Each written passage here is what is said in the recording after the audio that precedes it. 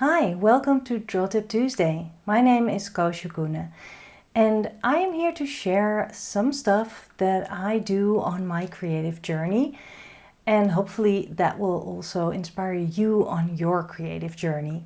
My sketchbook is my daily companion. It's my best friend, I might even say. It's a visual diary and I really enjoy my daily habit of opening the sketchbook and drawing something that just is around me, drawing my world on every page. But sometimes I really do like using the iPad too to make drawings. And when I use the iPad, it feels so different because of course it's a completely different medium, but also the choices I make and the possibilities you have in Procreate on the iPad are so very different than when you draw with a pen on paper, that it makes the whole process of decision making and the whole creative process in your head also makes it different. So I think I become more of an illustrator when I use the iPad than the sketcher I am in my sketchbook, if that makes any sense. Anyway, I know that a lot of people do like it if I share time-lapse videos of these digital drawings or these digital illustrations. And I have a hard time talking today, so I'll just show you the time-lapse video. Let's go. For this drawing, I was inspired by Salli Swindell and Nate Padavick, the founders of thedraw.com. On They Draw, there's always inspiration to find. You can join their challenges and submit your drawings. You'll get away from their website with fun ideas or at least a smile on your face. And for members of their Illustrator circle, there are also draw-along sessions, illustration prompts and other good stuff. As a member of the Illustrator circle, I received the Learn Along tutorial for drawing local. Basically, the idea is to make a drawing about your favorite local cafe, market, shop, gallery or whatever. I chose the shop where I buy my coffee beans and sometimes sit down for a coffee there too. I started with making a list of the things that make this place so unique or what I like about it. I also looked up some pictures online to get an idea from which angle to draw the corner shop.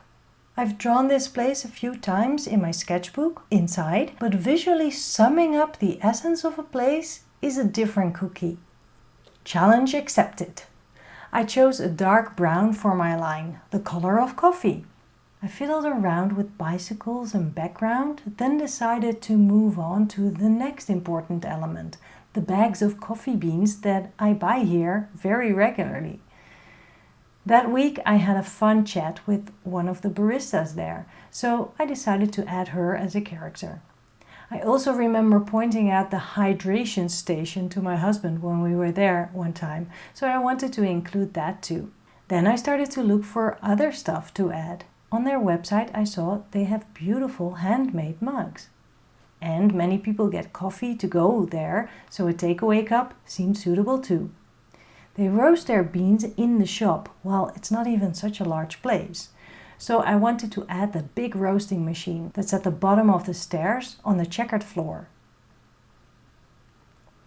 Here I started to shift elements around, looking for white space to fill. The only thing I wanted to keep on the same place is the left corner. It's kind of the hook I want to hang everything on. Because the shop isn't that big of a place, with the COVID restrictions, there's always a line outside. But even without a pandemic, people queue up for their perfect coffee to go or to buy freshly roasted beans. While I decided on color and opacity, I realized that the first outline drawing I did was a bit too neat and felt a bit stiff. I wanted the people to look more like those fun characters I did at the beginning of the drawing on the left. So I outlined again. And it looks much better. With the light blue color, they seem a little less out of focus, and I like that too. I outlined the barista again too for a more loose style of line. Also, I worked too hard on the drawing of the roasting machine. I wanted it to be less realistic and more in that fun style I used for the people. So I tried, and while thinking of the right strategy, I, in the meantime, sprinkled in a few coffee beans. Then I found a picture of the machine online, and outlining its shape did the trick.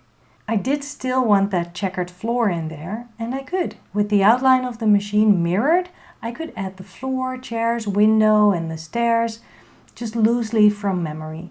That little scene is just a whole drawing in itself, I think. I wondered if I needed to add the beautifully designed espresso machine, but then voted against it. The color of the bags with coffee beans at some point also became an important part of the color palette that I wanted to use, along with the powder pink and green of the logo of the place. I fiddled with the text and added a cup of coffee.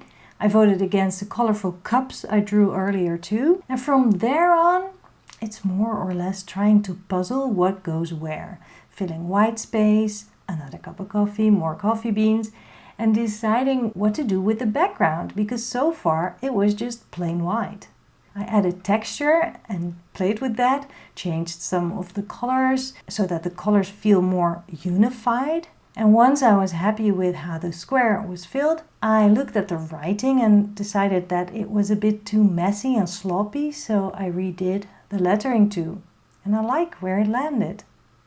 I posted it on Instagram and I got some likes from Salli and Nate and from They Draw and also from Lot 61, the place that was portrayed here. So that was really fun. This illustration took me a little over 6 hours. I did it in 3 sittings. So yes, this is definitely a very different way of working than when I draw in my sketchbook.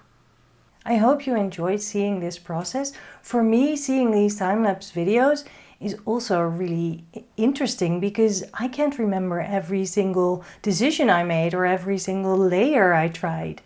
So yeah, I do like seeing it myself. So even if you don't like it, well, at least I had fun. Anyway, the idea for this whole illustration came from theydraw.com, and I recommend you to go there because there's a lot of ideas you can get from there, and you can submit illustrations. They don't have to be digital. You can join their Illustrator circle. It's really great and I just really love it. So just go check it out. I'll add the link below this video. Speaking of links below the video, these Draw Tip Tuesday videos, I make them every week and they are for free here on YouTube. Luckily, there's a bunch of people who like to support me doing this. And maybe you would like to support me too. I would really like that. You can go to my Patreon page and check out what you can do to support me.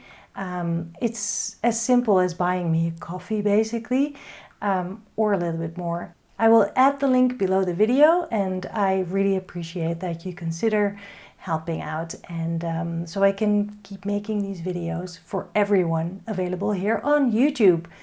Good!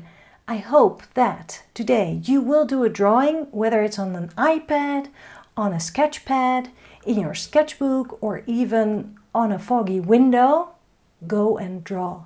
Have fun, because drawing makes you happy, right? Right. I'll see you next week. Bye.